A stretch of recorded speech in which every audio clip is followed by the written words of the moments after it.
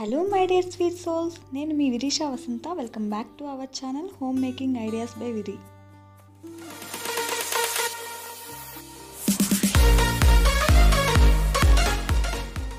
ఈరోజు మన రెసిపీ వచ్చేసి చికెన్ పకోడా అండి. చికెన్ పకోడాని ఇంట్లోనే ఈజీగా టేస్టీగా ఎలా ప్రిపేర్ చేయాలో చిన్న చిన్న టిప్స్ని ఫాలో అవుతూ ఎలా చేయాలో చూద్దాము. మనం బయట తినే చికెన్ పకోడీతో కంపేర్ చేసుకుంటే చాలా టేస్టీగా ఉంటుందండి. పైన క్రిస్పీగా, లోపల వైపు సాఫ్ట్గా, టేస్ట్లో అయితే ఏమాత్రం తగ్గదు. ఇంకా ఆలస్యం చేయకుండా ఎలా చేయాలో ప్రాసెస్ని చూద్దాం రండి. చికెన్ పకోడా ప్రిపరేషన్కి కాను నేను 250 గ్రామ్స్ బోన్లెస్ చికెన్ తీసుకున్నానండి. దాన్ని ఒక 10 మినిట్స్ పాటు సాల్ట్ వాటర్లో నానబెట్టేసి వాటర్ అంతా పోయేలా డ్రైన్ చేసేసుకుందాము.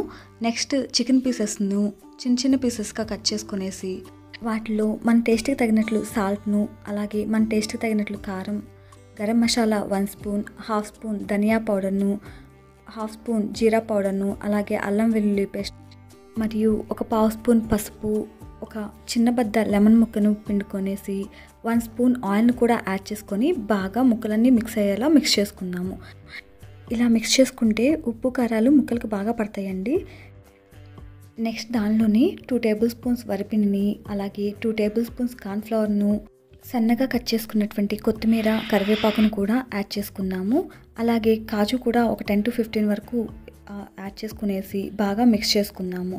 ఈ మిక్స్ చేసుకున్నటువంటి మిశ్రమం మొత్తాన్ని ఒక 2 అవర్స్ పాటు ఫ్రిడ్జ్లో ఉంచినట్లయితే పిండి అంతా బాగా టైట్ అవుతుంది, పకోడా బాగా వస్తుంది. నెక్స్ట్ ఒక కడాయిలో ఆయిల్ తీసుకొని ఆయిల్ హీట్ ఎక్కే లోపల మనం ఫ్రిడ్జ్లో పెట్టుకున్నటువంటి చికెన్ మిశ్రమంలో ఒక ఎగ్ను యాడ్ చేసుకొని బాగా మిక్స్ చేసుకుందాము. ఇప్పుడు పిండి కానీ కొంచెం లూజ్గా ఉన్నట్లయితే ఇంకొంచెం పిండి యాడ్ చేసుకొని కొంచెం టైట్గా కలుపుకుందాము, లేదంటే ఆయిల్ ఎక్కువ పిలుస్తుందండి. ఆయిల్ హీట్ ఎక్కిన తర్వాత స్టవ్ను లో ఫ్లేమ్లో పెట్టేసి చికెన్ పీసెస్ను ఒక్కొక్కటిగా వేసుకొని లైట్ బ్రౌన్ కలర్ వచ్చేంత వరకు బాగా ఫ్రై చేసేసుకుందాము.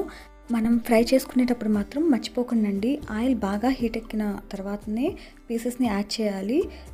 స్టవ్ను మాత్రం లో టు హై ఫ్లేమ్లో అడ్జస్ట్ చేసుకుంటూ ఫ్రై చేసుకున్నట్లయితే లోపల ఉన్నటువంటి చికెన్ పీసు బాగా సాఫ్ట్గా కుక్ అవుతుంది. ఇంతే ఈజీగా మీరు కూడా మీ ఇంట్లో ట్రై చేసి మీ పిల్లలకు పెట్టండి, చాలా ఇష్టంగా తింటారు. Thank you for watching our videos.